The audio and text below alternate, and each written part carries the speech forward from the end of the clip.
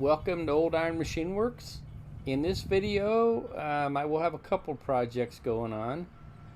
First of all, I will be modifying these rims. They are front rims off of a Kubota tractor, and they needed to be narrowed up. And then later on in the video, I will be just drilling some holes and some forks that will go into a Bale wagon.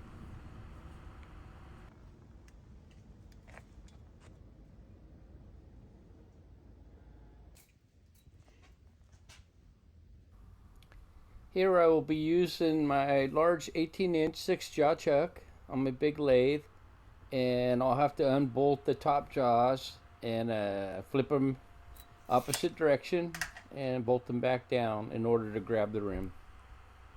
Alright, I'm using the sky hook to help hold the wheel, and I needed to make some changes. I needed to open up my jaws, and what I'm going to do now is this flat surface right here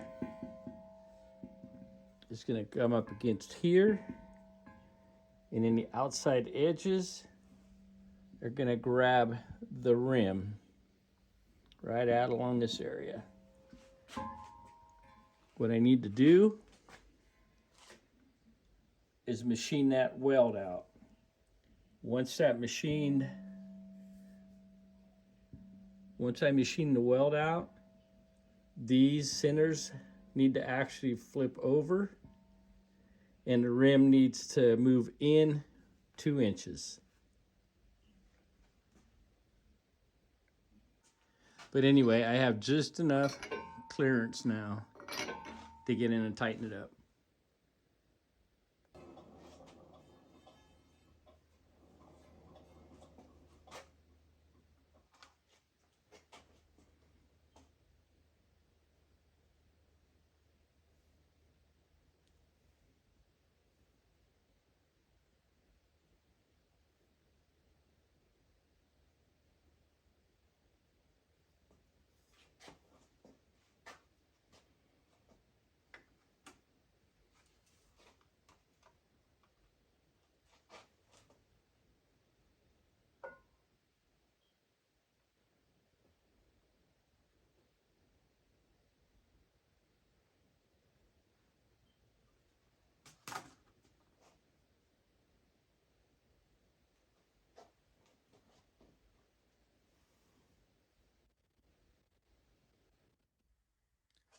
Okay, I mentioned earlier in the video, basically what I'm doing is the tractor company that I worked for years ago is selling a Kubota, and right now it's got 64-inch center to center on the front wheels. They want to go 60, which means that the wheels need to be moved in 2 inches per side. On these wheels, they're already set up. The narrowest it'll go. Valve stems have to be on the outside, otherwise there's not enough clearance. And to get the 2 inches, this band here is slightly over 3/8, and it's rolled here, welded here. Well, being that I need to move the wheel in 2 inches, of course, after I machine the weld, move the rim in, there's not enough space. And I kind of did a quick drawing here. Right now I have 4 3/4 from the flat to the outside. I need to end up with 2 3/4.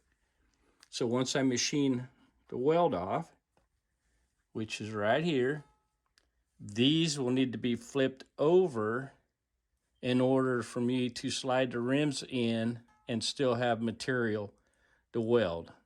When they're all done, the welds will be on the inside instead of the outside. I hope that makes sense.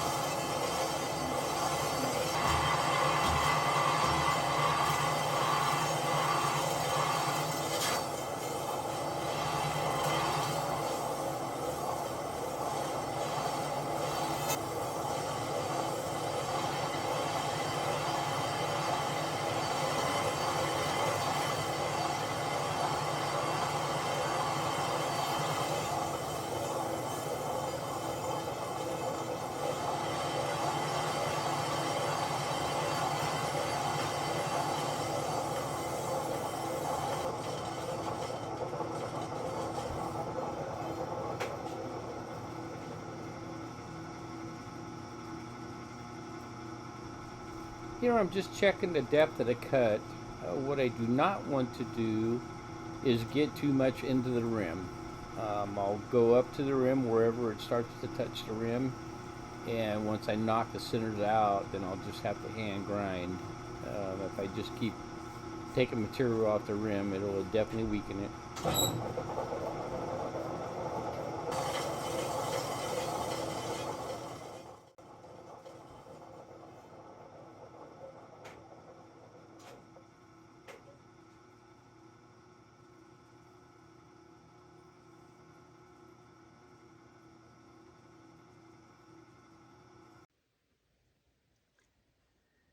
I was starting to wonder if I was going to get it broke loose or not.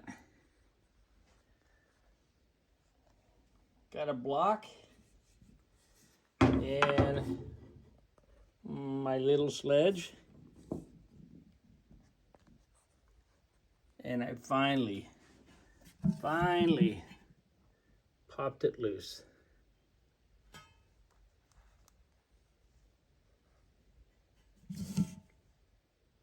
Nice, because I did not want to take any more off the rim itself.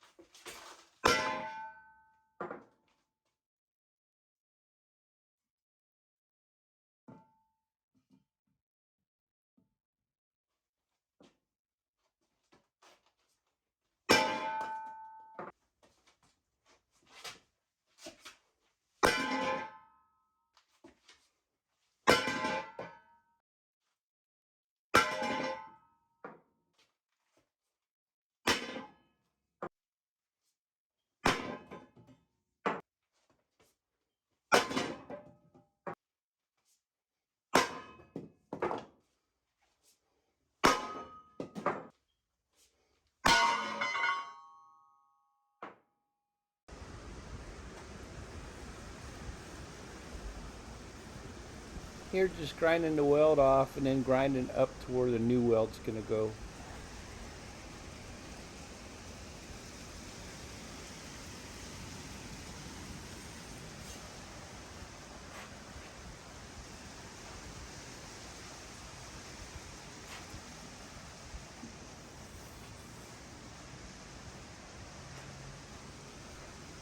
Earlier I mentioned that I needed to have a 2 3/4 space between the center and the outside of the wheel. So here I just took some aluminum pipe tubing and just made me 4 little spacers exactly the same length that the centers are sitting on. And then here it was hanging up a little bit, so I needed to use some clamps to pull the rim over the center.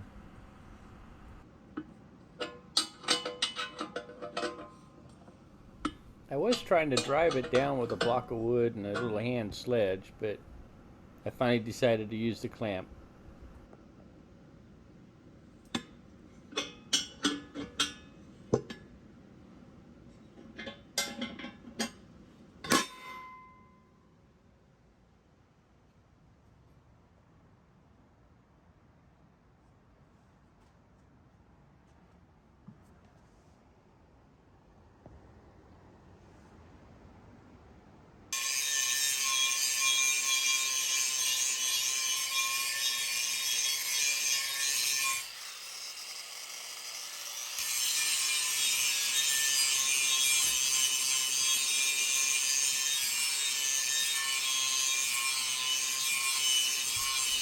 I'm definitely aware of the risk of using a grinder without a guard, but there's just many times where a guard is definitely in your way, and this is one of them.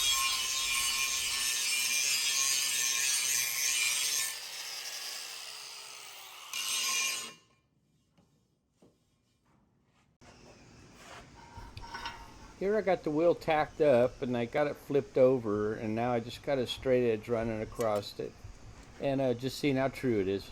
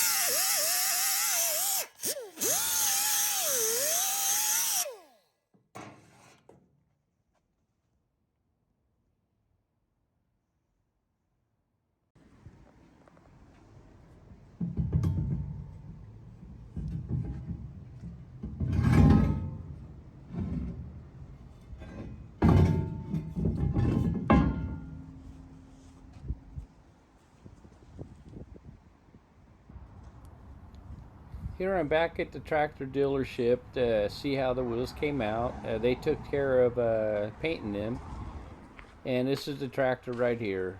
Those are the wheels that were modified. And when I was watching this video, I worked for this company from 1981 to 2001, and that was actually the stall that I had when I was first hired in 1981. So I guess I could say that I've been working for them for over 40 years now. But anyway, they were happy with the way the wheels came out, and I thought they came out looking pretty good.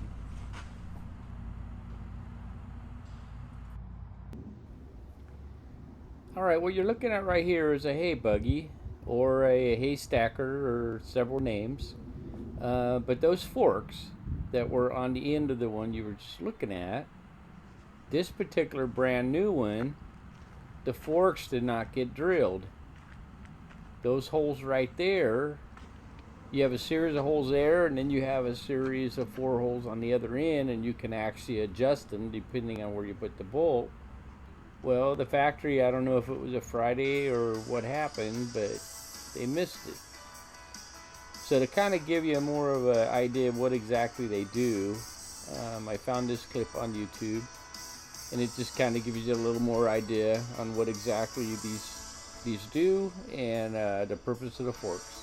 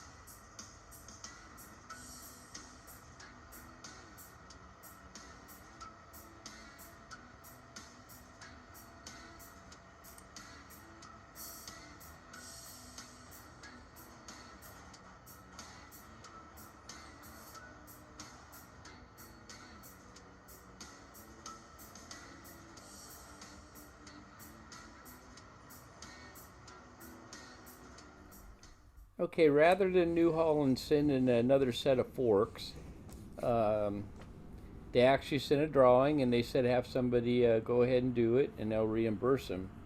What you have is you got an equal space, 1.25 inches between the bolts, but you do not have, they are not running parallel to either one of the sides. So what I decided is to make a drill jig, and that way either every hole is perfect or every hole is wrong. Uh, but anyway, on jobs like this, I always, prefer making a jig.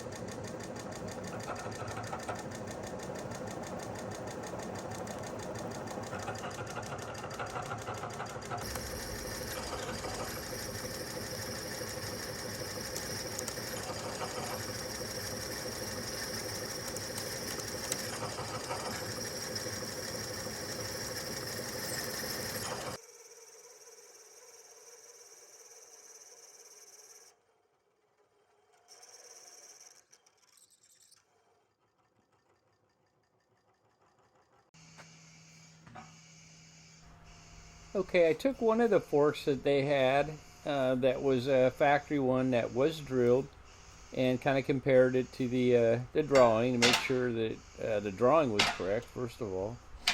And basically, you can just see I just welded some angle iron and a little key stop.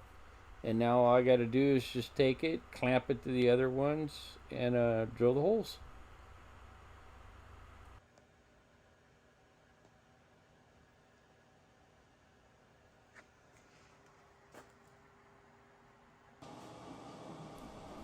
This is definitely one of my favorite drill presses. I do have a few, but there's something about a radial drill press where you can bring the bit to your work rather than trying to move around your work to the bit.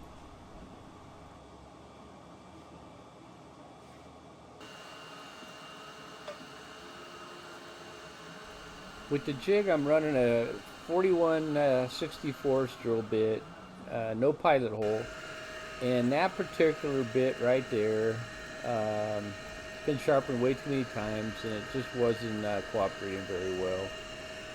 So I did have a much better drill bit. It was a Demings that I just put in the chuck, and it drilled every hole, perfect.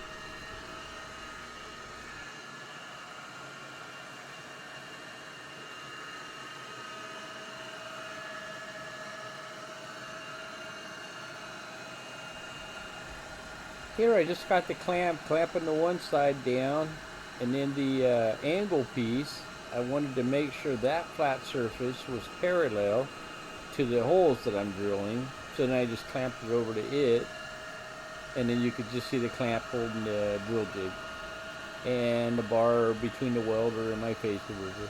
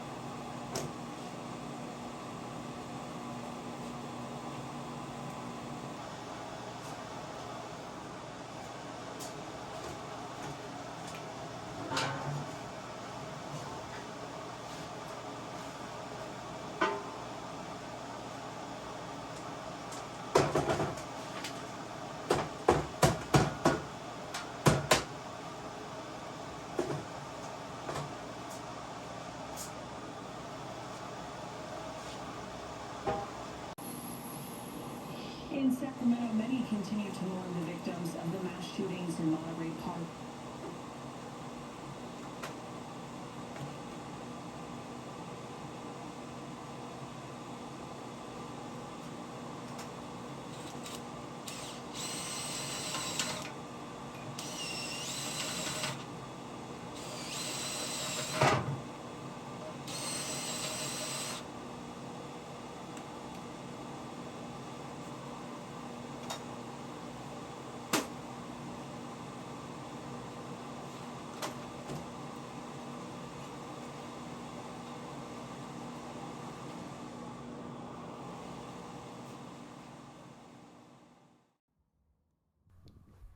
As always, I always appreciate anybody taking the time to check out my videos.